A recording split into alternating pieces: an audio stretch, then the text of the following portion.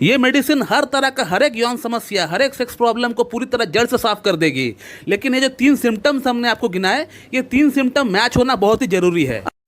Sex problem के लिए homeopathic medicine selenium metallicum को इस्तेमाल करने का सही तरीका क्या है, आज हम लोग इस वीडियो में ये बात करने वाले हैं। दोस्तों, जैसे कि आपको पता है कि होम्योपैथी में एक डिजीज के लिए, एक रोग के लिए अनेक मेडिसिन अवेलेबल होती है, जो कि उस रोग का अलग अलग सिम्टम्स के अकॉर्डिंग, अलग अलग प्रेजेंटेशन के अकॉर्डिंग काम करती है। ठीक उसी प्रकार से सिलेनियम जो होम्योपैथिक मेडिसिन है, ये भी खास तौर पर पुरुषों की जो सेक्स प्रॉब्लम होती है, पुरुषों की जो इरेक्टाइल डिस्फंक्शन की प्रॉब्लम होती है, प्रीमैच्योर इजैकुलेशन की जो प्रॉब्लम होती है, नाइटफॉल की प्रॉब्लम होती है, स्पर्मेटरी यानी धात की जो प्रॉब्लम होती है, ये इसमें बहुत ही बढ़िया काम करती है। अब सिलेनियम को सेक्स प्रॉब्लम के लिए कैसे इस्तेमाल करना चाहिए, इस टॉपिक का ऊपर आने से पहले आपको यह समझना पड़ेगा कि सिलेनियम किसको फायदा करने वाली है। ये मेडिसिन अकेला सबका सेक्स प्रॉब्लम ठीक कर देगी ऐसा तो नहीं है।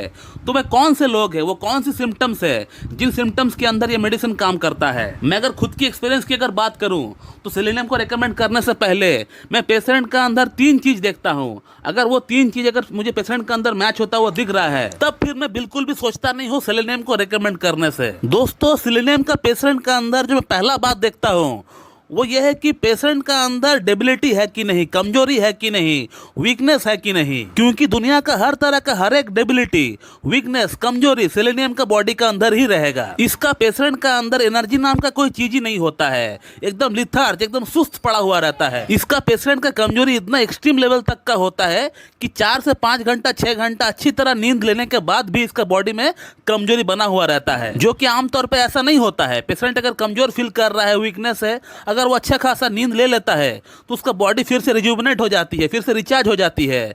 लेकिन इसका केस में ऐसा नहीं होता है। तो मैं केस टेकिंग के दौरान हमेशा ये चीज पूछता हूं कि पेशेंट का बॉडी का अंदर कमजोरी है कि नहीं, वीकनेस है कि नहीं।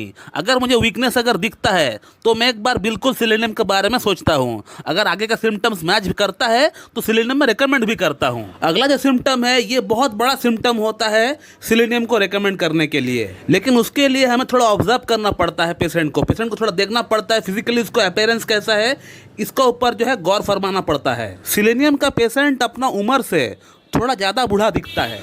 सपोज मान लीजिए आपका सामने एक सिलेनियम का लड़का या पेशेंट बैठा हुआ है, जिसका असल में उम्र 20 या 25 साल है, लेकिन उसका उम्र आपको दिखने में लगेगा कि उसका उम्र 35 या 30 वर्ष है, यानी वो अपना उम्र से ज़्यादा बूढ़ा दिखता है। अगला जो इसका अपीयरेंस आपको देखना है, इसका बॉडी स्ट्रक्चर। इसका बॉडी स्ट्रक्चर बिल्कुल इमेसिएटेड होता है, एकदम पतला, लीन एंड थीन होता है। खास तौर पे इसका पैर, इसका बॉडी की तुलना में इसका पैर, इसका जो थाइज है वो और ज़्यादा पतला दिखता है, एकदम इमेसिएटेड दिखता है। इसके बाद जो मैं सिलेनियम का पेशेंट का अंदर देखता हूँ, उसका चेहरा, उसका फेस, इसका चेहरा बिल्कुल ऑयली होता है। एकदम ऐसा लगेगा कि आपका सामने जो लड़का बैठा हुआ है वो अपना चेहरे पे ऑयल लगाकर, तेल को लगाकर जो है आए हुए हैं। बिल्कुल ऑयली स्किन होता है। सिर्फ चेहरे पे ऑयली स्किन होता है ऐसा नहीं, पूरी बॉडी पर भी हो सकता है इसका ऑयली स्किन। इसके बाद जो अगला सिम्टम पेशेंट का अंदर हमें देखने को मिलता है वो है इनका हेयर फॉल। और सिलेनियम का पेशेंट को सिर्फ हेयर फॉल होता है ऐसा नहीं, बल्कि पूरी बॉडी से इसका जो बाल है झड़ता है। चाहे वो आर्मपिट्स का बाल हो या एब्डोमेन रीजन का बाल हो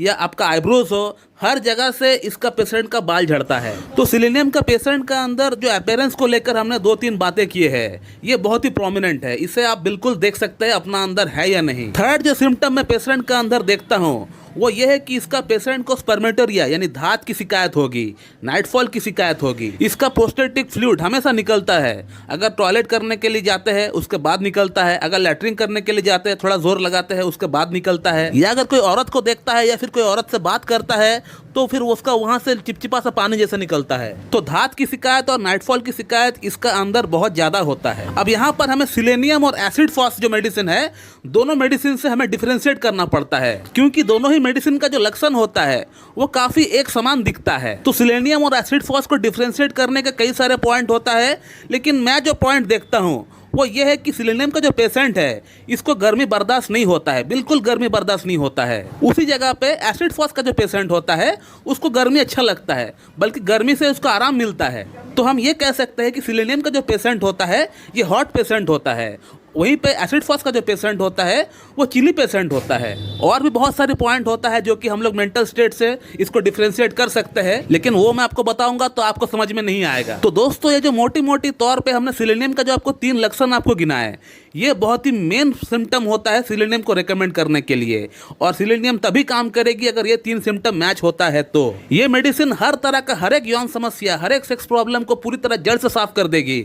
लेकिन ये जो 3 सिम्टम्स हमने आपको गिनाए, ये 3 सिम्टम मैच होना बहुत ही जरूरी है। अब सवाल आता है कि इस मेडिसिन को कैसे इस्तेमाल करना चाहिए। तो ये 3 सिम्टम अगर आपका अंदर मैच होता है तो फिर आप सिलेनियम को 30 पोटेंसी में लेकर आइए।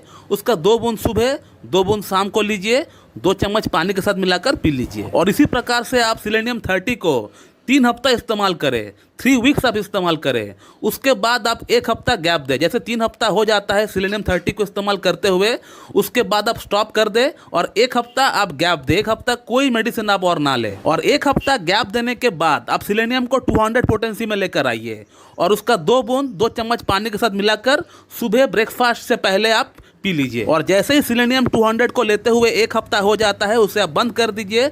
उसके बाद आपको कोई मेडिसिन और इस्तेमाल करने का दरकार नहीं है। आप 1 महीना और कोई मेडिसिन इस्तेमाल ना करें। 1 महीने के बाद आप 2 मेडिसिन को और लेकर आइए, एक डामियाना मदर टिंचर और एक जिनसिंग मदर टिंचर। इन दोनों मेडिसिन को आप इस्तेमाल करना स्टार्ट कर दीजिए। डामियाना को सुबह शाम लीजिए और जिनसिंग को दोपहर और रात को लीजिए। 15-15 बूंद लीजिए, हाफ कप या 1 कप नॉर्मल पानी के साथ मिलाकर पी लीजिए। और इसी प्रकार से ये 2 मेडिसिन को आप कम से कम 2 महीना कंटिन्यू ले लीजिए।